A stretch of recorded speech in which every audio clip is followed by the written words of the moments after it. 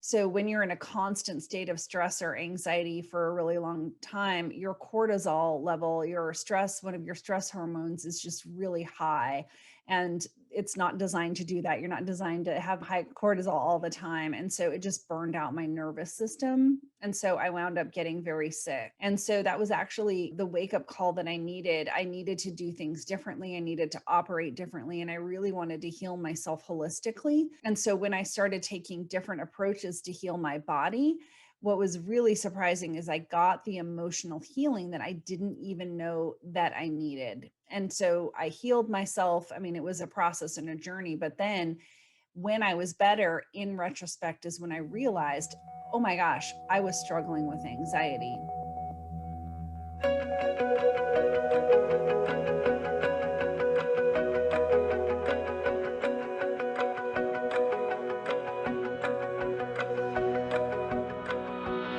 Hi, everyone, and welcome to another episode of Carpe Diem Living the Podcast. I am your host, Shane Gitmed, and today we have a guest named Heather, who is coming onto the show from Austin, Texas, and I'm really excited to hear from her and learn about high-functioning anxiety, and she's also an anxiety coach, so I think it would just be amazing to talk more about this. So welcome to the show, Heather. Hi, Shane. Thanks for having me. So I'd love to let the guests lead the way. So do you want to talk about your experience with anxiety and how it brought you to becoming a coach within that? Sure, I would love to. So, I was struggling with high functioning anxiety for probably 10 years, but I actually didn't know that I had anxiety until I didn't have it anymore, which is really surprising to a lot of people. So, high functioning anxiety is very different than generalized anxiety disorder, and it's not an official diagnosis. It is sort of a hidden anxiety. So it's very common among high achieving, goal oriented people. And in a lot of ways, high functioning anxiety is what propels them to be really successful. And that was true for me.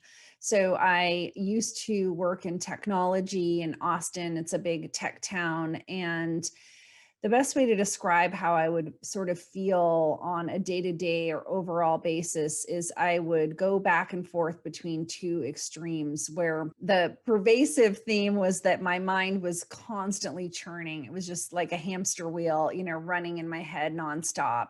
And I was either thinking about things that had happened in the past and thinking about how I could have done them better, what I could have said in response to things that people had said to me. And if I had responded differently, then they would have said this. And, like making these alternate scenarios in my head of what could have possibly happened in the past. And if I wasn't doing that, I was thinking about the future and really projecting into the future, just very concerned about any possible thing that I thought could happen or go wrong. And so I was just making contingency plans all the time for all sorts of different scenarios. And it was like my brain had sort of two layers to it. So outwardly, I looked very calm. And people used to say that to me all the time, like, oh, Heather, you're so calm, you're so laid back. And I didn't understand why they said that, because on the inside, I didn't feel that way at all. And I didn't think that I looked that way to other people. Like I thought that I looked like I felt on the inside, which was pretty crazy and wacky, but that's not how I looked. These two layers of my brain, it was just like I would look like I was present with people, and part of me was listening and paying attention, but there was always this other part of my brain that was constantly working and constantly, as I said, either thinking about the past or worried about the future. And so just sort of cut this story short so we don't take forever. What really was my big wake up call is that I wound up having a very severe autoimmune reaction. So when you're in a constant state of stress or anxiety for a really long time, your cortisol level, your stress, one of your stress hormones is just really high. And it's not designed to do that. You're not designed to have, high cortisol all the time. And so it just burned out my nervous system. And so I wound up getting very sick. And so that was actually the wake up call that I needed. I needed to do things differently. I needed to operate differently. And I really wanted to heal myself holistically. And so when I started taking different approaches to heal my body, what was really surprising is I got the emotional healing that I didn't even know that I needed. And so I healed myself. I mean, it was a process and a journey, but then when I was better in retrospect is when I realized, oh my gosh, I was struggling with anxiety. Oh my gosh, you just hit the nail on the head of high functioning anxiety because I also did not know I had that pretty much almost my entire life until I realized like, okay, we got to do something about this because it's causing a lot of other issues like gut problems, inflammation, it would induce hives, it would just panic attacks even, it just would get crazy. I mean, it's so true. We're not meant to function that way. And it does happen with people that are overachievers, people that want to be super successful. And in ways like, yes, it's not, obviously not good for you, but yeah, it did have its benefits. Like I felt like I had a good world view of like everything around me before, during, after, and just like kind of, how's the best way to describe it? Like I kind of always just describe it as like I'm just a really upbeat person and I just like really like to have my hands in everything, when in reality it's just like, oh no, that is anxiety whether you realize it or not. And sometimes it takes another person to kind of let you know like, hey, I think something's going on there. And I have to highlight the part where you said like you didn't even know that you had it until you didn't. And it's so true because for me, when I was started taking CBD and like herbs like ashwagandha and those types of things, when things were like calm and quiet, I was like, wow, I've never felt this before. Just like so serene and peaceful. And it just was like, oh man, this is just a whole nother world, but I can get used to this. So is that how it felt for you? Just, it would just, everything just kind of just came down to a different level of like calm. Yeah, I mean, I wasn't taking CBD or ashwagandha like you said, so it wasn't like an on-off switch. I mean, there was a lot of things that happened. I was sick, first of all, it took me a year and a half to actually heal from that severe autoimmune reaction. And I did a lot of inner work along the way and a lot of things that got me where I was. There's so many things like in retrospect, and the universe sort of I'm very spiritual. So it's like, and I wasn't before, by the way, but it's like the universe gives you, what you need. And I somehow was reading an article about high functioning anxiety. And it was when I didn't have, anxiety anymore. And I was like, oh my gosh, that absolutely describes me. That's what that was. And so I would say, going back to your question, it is like a level of calm, I guess, that it's so hard to describe, right? Like when you're living in so like one extreme to another.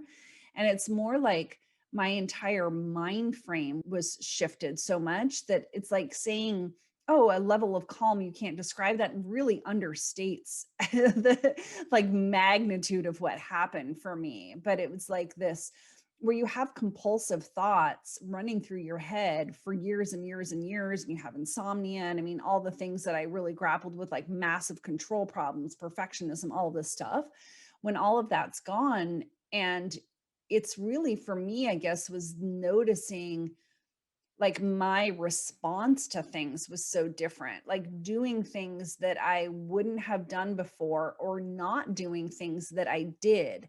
That's where it was really so abrupt for me, of like, wow, I just really am acting like a different person because I was. That's how it was noticeable for me. That is so true. I can relate with that so much because I mean it goes hand in hand, right? Insomnia, anxiety. And my experience was because my sleep was really horrible, I would get anxious just the thought of getting ready for bed to go to sleep because I'm like, here we go. I'm barely gonna get any sleep again. And when I would finally like sleep for 7 hours, which was very rare for me for a long time, I would still wake up feeling really exhausted. Like it wasn't restful. Like every time I woke up, I didn't feel like I actually got good sleep at all. And it just kept going for years and years and years. And I was so afraid of like melatonin, like anything like that, because I'm already a deep sleeper. So in order for me to really deep sleep, it has to come from like a lot of exhaustion. So, and that's kind of where, like, for me, the workaholism kind of tied in, was like, okay, like if I work a lot today, I'm probably going to sleep good because I'm so tired. And it was just this very like toxic situation for my body that I really wasn't aware of. In a way, I just kind of found ways to like thrive off of being in that situation.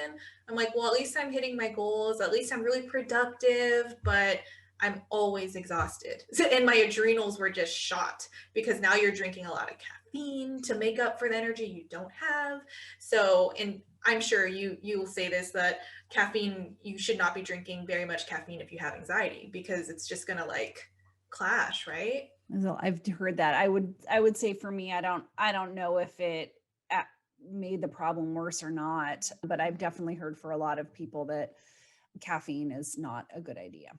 Right. So going into now, so you're an anxiety coach and you have, I'm sure, great clients that have seen results. What does that look like? Let's say like I was a person that came to you and was like, I really need help with my anxiety. What would be some of like your best tips to kind of say like, okay, like let's try to like slowly transition you out of this? Because I'm really curious. I've never worked with an anxiety coach before. I just kind of knew like if I deal with it internally, like essential oils or herbs, then that will help me. But I've never heard it from a perspective of an anxiety coach. Yeah, you ask a great question because there's two things that I do with clients, and one is give them tools and tips to help them get like sort of get through the day, quote unquote, like get through the day. But when I am working with people, I'm working on the core reasons that they have anxiety. So, if people come to me and we're having a transformation call, deciding if we're a good fit to work together, they will say things like, "Oh, I just really need some tools. I really need some techniques." And I give them that, but that isn't a permanent change, right? And so most people who come to work with me have tried therapy and or pharmaceuticals, and those things haven't worked for them. And so my approach is that I work on the root cause that people have anxiety. And these happen because we have past experiences, typically from childhood or adolescence, that have shaped who we are, that have basically programmed our subconscious mind and formed limiting beliefs. And so those are the underlying reasons that people have anxiety. So I'm working to address that and basically rewire someone's brain, work on their emotional body, their energetic body, their spiritual body. And that's where the real change comes from. And I do, as I mentioned, give them tools and techniques, but we're not just, tapping, like as an example. That's great. That's a great tool, but that's not going to fix the reason that you have anxiety. So there's lots of things that you can help. Like you just said, essential oils. I do aromatherapy techniques with my clients as well. That's great. But part of that is actually tapping into the energetic or emotional reason that you have anxiety. That's where the results come from. I love that. And it's so crazy. Like for me, every time I talk to someone in the holistic realm, spirituality gets tied in, but it's because it's essential. It's totally part of all of this. And if most people don't know what limiting beliefs are, or they don't, a lot of them, they're just kind of like, what? That sounds like so out of this world. Like, what does that even mean? So I just love that you're helping your clients see that not only, there's so many layers to how we can address the anxiety and what holistic health is all about, finding the root cause of things. So I just love your approach with that. I think not only will it give someone relief from their anxiety, but long lasting results. And that's the goal, right? Just to not have it, or just at least be able to manage it in a way where you can get through your day without all the noise. Because for me, that's what it felt like, was just constant noise and feeling the need to just churn and churn and churn until like the wheels fell off. So no one should have to live with that type of feeling. That's It's a awesome. great analogy. Churn and churn and churn until the wheels fell off. Seriously, that's what it felt like for me. It was just like, all right, I'm so tired from being on my computer all day or whatever. Now it's. But yeah, and I think it's so interesting that you have a tech background, because when I lived in Silicon Valley, I'm surrounded by people in tech. Definitely their ways of working was just like, wow, super fast paced, lots of stuff flying in the air going on.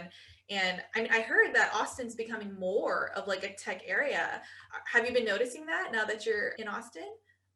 Yeah, I've lived here twice. I mean, it's always been a big tech town, but it has shifted a lot. It used to be government and university and some healthcare. And I would say, I don't know a statistic, so this could be total BS, but I do think that the major employers are technology companies now. Yeah, because I remember hearing about this like a couple years ago, because I knew someone that moved to Austin. She's like, yeah, there's so much expansion, there's so much going on. A lot of the tech companies from Silicon Valley like are moving out, or they already have, and they're going to Texas. I don't know if it's exactly Austin per se, but I know it's It, Texas. yeah, it usually is. It's Mm, usually Austin because of the worker base here, because there's people who can work for them. They have Yeah. the skill set. Yeah. Yeah, like everyone's around there. So Yeah. got it. So you help them get to the root of their anxiety through spiritual aspects of things. So I want to touch base on aromatherapy because there's a lot of debate going on. Is like, are essential oils safe for you? Are you able to ingest it or not? Like, there's just so many things. So I would love to hear from your perspective on how aromatherapy can be beneficial for you, especially when it comes to anxiety. Right. So, I mean, we could have a whole podcast about essential oils, and I do know a lot about them because I've been using them for years. Just real quick, sciencey kind of stuff here. Essential oils are a steam distilled plant, the essential oils, the extract, and it takes a very high volume of the plant, a large amount to make just a very small bottle of essential oil. I'm going to get into, I'm mentioning this because of your ingesting kind of thing, right? So it takes about 5 pounds of lavender to make a 15 milliliter bottle. It's a small little bottle, right? So it's a lot of plant material for one little thing. So you want to be using really high quality essential oils because if they're bad and junky, that means you've taken this junky plant that might have pesticides all over it, right? And you're steam distilling it down into this highly concentrated liquid. So I personally use Young Living. There's other really good brands out there, but I tell people you even like the brands at Whole Foods, those are not good. A lot of times they're made with filler. They're not actually 100% pure. Don't buy your essential oils from Costco. Okay. It's like a rule of Or life right there. And so essential oils have different chemical components. They're called chemical constituents, and that affects your nervous system. And so there are specific essential oils that are really good for anxiety. One of them is cypress, another one is cedarwood. And so this is why I actually give my clients a bottle of cedarwood. All the people who work with me get it because cedarwood has alcohol in it that's called cedrol, and cedrol is a sedative. So instead of alcohol, right, which is a sedative, this essential oil contains a sedative, which helps you relax, which is great if you have anxiety, right? And so when you're using aromatherapy, which can either be on your body or it can be in a diffuser, you're getting those chemical constituents and you're breathing them in, and it's positively affecting your nervous system. And that's how it helps people calm down. So they can be really, really powerful. And then I did want to talk about, can you ingest them or not? If you're buying a very high quality brand, you can. And it depends on the oil. You can't ingest every single essential oil. It has to be a specific plant that's safe to actually ingest. But there is an oil, for example, called copaiba, and it is ingestible and it's a great alternative to CBD. So some people use it instead of CBD. So I ingest essential oils every day, but I'm using really high quality brands and I'm using the ones that are safe to ingest. No, that's perfect because I know there's a lot of false information out there that essential oils aren't safe to ingest. And of course, like very good point, it has to be high quality. You can't just buy it from the gas station and expect it to do the same thing, you know? So, and I think that's what's really unfortunate is people assume that if it's at a store like Whole Foods, you should not, you don't have to worry about anything, but that's not true. So that's why I really think it's important to educate yourself and learn from people that have all of this information. And because a lot of the sciencey things, I can say I don't fully know any of that aspect. I just know the benefits and how it affects me. So I think it's just so important to understand like why it's even helpful, how it affects the nervous system, and where you should get it, where you don't have to worry if you're going to get sick. So like, I'll give you an example. My son, he had an accident the other day where he really hurt his hand. And one of the first things I learned when it comes to aromatherapy is lavender is really good with getting you calm and relaxed so you don't panic.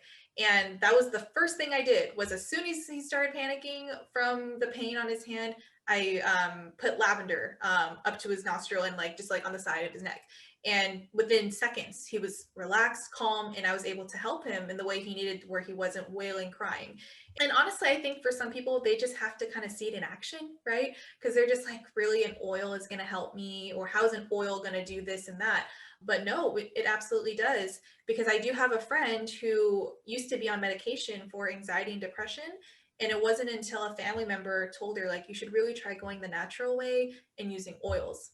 And of course, she was very skeptical in the beginning, which I completely understand. But as soon as she saw the differences over time, she was a firm believer and was like, this is why it's important to be open to other natural modalities and things like aromatherapy. So I think it's important that that's why we talk about these things, right? And we have to educate and spread awareness so it's more normalized in our society. I wonder where the sort of bad rap about essential oils came from. And it may be that there's some extremism going on where people who are sort of natural and holistic, perhaps some of them are just really veering over into being almost militant about it, right?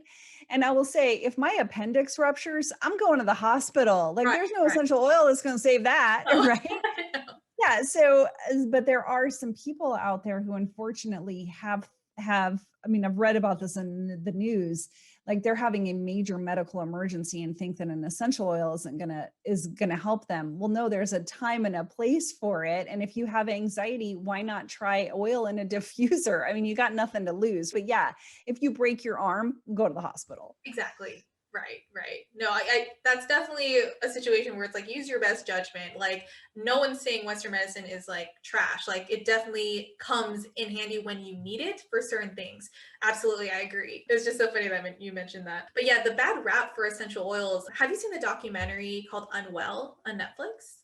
I haven't. Ah, okay. So I think it's episode 1 or 2, and they highlight Young Living as the company for essential oils, and it does talk about. So there's opposing sides. There's a person that worked with Young Living, and she makes a great living doing that because she helps so many people in that way. And then there was doctors and other people that were completely against it. So I think that's where a lot of where the conversation was coming from of like, is it safe? Is it not? And it caused skepticism. But I am one of those people, like, if I know this works, I will make sure that I shout it to the rooftops because it's just like, you never know until you try.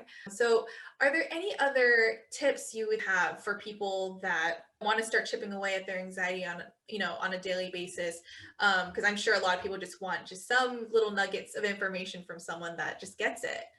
Yeah, I think it's really important to start to identify one's anxiety triggers. So this is something I hear often. I mean, at least once or twice a month. Someone will say to me, "My anxiety just comes out of nowhere." That's the exact phrase they use. And they're like, I'm fine." And then all of a sudden it comes out of nowhere. Well, it didn't come out of nowhere. What happened was you're being triggered and you don't realize it. And this is what's true for triggers, okay? They're totally unique, right? They're completely unique to each and every one of us. And triggers, they're noticeable often if your anxiety is at zero, you're having a great day, and then something massive happens. It's a major trigger. You notice it because you go from 0 up to 8 or 9. It's really apparent. But a lot of the time, triggers are very, what I call sneaky. So you could go from a 0 to a 1 and you wouldn't really notice it. And then you get triggered in another way and you go from a 1 to a 2. And that again is you were holding steady at a 1 for a while, so you don't really notice that you got up to a 2. You're right. And these compound on each other perhaps over the day. And it's sort of so gradual that you don't notice that your anxiety has been slowly escalating. So it does take some discovery work, some detective work to try to figure out what your triggers are, because if they're sneaky, you haven't been noticing them. So I think something that your listeners can do and take away from this is to keep what I call a anxiety triggers journal. Okay, and this takes commitment. This is not easy. This is something you have to carry around with you and do for multiple days at a time. But when you start to notice your anxiety, you write down the time, you write down what you were doing, and you rate your anxiety on a scale of 0 to 10. And then you start to think, okay, what was I doing right before I noticed this? Could that have potentially been a trigger? Like, maybe not, right? And then you just start to backtrack through time until you find the last thing that you can remember that was bothersome in some way. And so you just keep doing this. And if you're doing this all the time, every day, you're going to start to notice patterns. You're going to start to notice, hey, wait, why is it that at 3 o'clock every day, my anxiety spikes. And then you find out, like, let's say coffee was your example. Oh my God, every day at 2:30, I drink coffee as an afternoon pick me up, right? That could be something. Or it could be, oh my gosh, every day at this certain time I have to turn in something for work, or or like, I don't know, I'm just making things up here. And so when you start to notice what your triggers are, you get a lot of insights and information about yourself, and then you can decide how to respond. Sometimes you can stop doing the thing that is the trigger. You could stop being around a specific person. You have like a lot of control about it. If you can't take that thing completely out of your life, you can start to figure out how you're going to respond and change your behavior in some way so that it is not as bothersome to you. So, I have two daughters that are in high school now, and we've always flown a fair amount, let's say 2, 3 times a year at least. And so I was going through the security line with them, and one of them at the airport, and one of them said something to me like, Mom, every time we go through security, you like yak crazy, just like you get all hyped up or something. And I was like, I do. And then I realized I do. It was a total trigger for me. And this is why is you're in the line. There's this pressure to go fast, right? Like get your stuff, put it on the conveyor belt, take your shoes off, do all of those sorts of things. It's like I had kids, so I was responsible not just for myself, but for them and making sure they were getting all of their stuff done so we could hurry up through this line. And there's people who are late a lot of the time, and you can feel their energy in the line of they're like, oh my God, I'm going to miss my flight. Right. So I recognized, wait a minute, this is actually a huge trigger for me. Like this security line. I'm not going to stop flying like that. Like, as an example, I don't want to stop flying. So I'm not going to like take that out of my life. What I could do about the situation is know, okay, first of all, if some guy behind me is going to miss his flight, that's not my problem. Like, number one. And then also, wait a minute, I'm already really organized, but I was like, I could be even more organized. So if we're not checking our bags, what I do now is bring an extra bag that's empty, and all of those toiletries that are in the, little Ziploc bags, I put everything that has to come out into that bag. So when we get up to the line, I just dump all of that bag out into one of those bins, right? And it just like simplified everything. Told my girls, they're in high school now, but again, this is when they were younger, like wear shoes that are really easy for you to take on and off. So I don't have to like sit there and look at you trying to like unlace your shoes, right? So you can see, like, I was just doing things that were really simple that made the situation go so much smoother. And I would check myself and be like, okay, Heather, this is a trigger for you. This does not need to be a trigger for you. You don't need to freak out. And just that mental like acknowledgement shifted the entire process for me. I love that example so much because I'm sure there are a lot of people experience the same type of anxiety aspect. And I would have never thought about that, but it's so true. I think that's where it's good to do, yeah, like you said, like do the investigative work. For me, that means like reflection, kind of like tracing my steps back, like where did it go wrong, or where did I start to feel my emotions rising? So yeah, I love how you just kind of took it all apart and you're like, okay, I can do this, and this will completely help with the whole situation and not feel triggered. So that is a great example and great way to kind of, apply it to whatever it is, to what your triggers are day to day. Like I'll give you one example is in the morning for me when I have to take my dogs out potty, and one of them is like he's very anxious. He's a German Shepherd, and he has this high pitch like type of cry, and he's just like going in circles. And first in the morning, you don't want to feel like, oh, I need to like hurry up and like, take care of this, because I'm very, when it comes to like mornings, it, what's it called, like magic mornings, where you can, meditate, kind of ease your way into the day. But for me, it starts off like that. So now what I started doing was I would wake up earlier when my dog isn't, because I started to notice like he would get really hyper after like a certain hour in the morning. So it's like, well, why didn't I work around that and get ahead of it and take him out when he's not so hyper, so he doesn't do the high screeching, take him potty and then we're done. So that way I don't start my morning stressed out and like anxious from his energy. So I think, yeah, I think as long as you take that model and just apply it to the different triggers in your life, that'll just help a ton. So thank you so much for sharing that. I think that will be really helpful for a lot of people and myself. Like I will definitely keep more track of things because there was a time when I was still really deep into my self-discovery. I was doing like mood tracking, like those apps where you can kind of, you know, journal a bit or just check in. So that's really fun. And I mean, you're in tech, but I love like apps and all different types of tools I can apply to my life, whether it's work or personal. So I think that was great. Before we wrap up with our audience, do you have any last thoughts on just words of encouragement for anyone that's really suffering with anxiety, especially high functioning anxiety, especially during COVID, right? It's really tough. Right. I mean, I guess my words of encouragement are that it is possible to live without anxiety, and I'm living proof of that. So it doesn't have to be something that is for the rest of your life. There really is a way out to feel better, like on a consistent basis.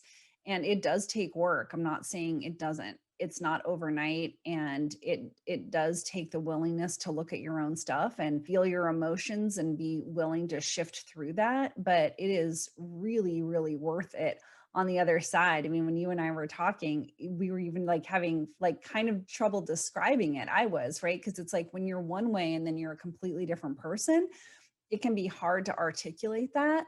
But I just want your listeners to know that anxiety doesn't have to be a lifelong struggle, and there is a way to feel just really freaking awesome in your life. I love that. I love that. So, yes, there is hope. You don't have to deal with this forever.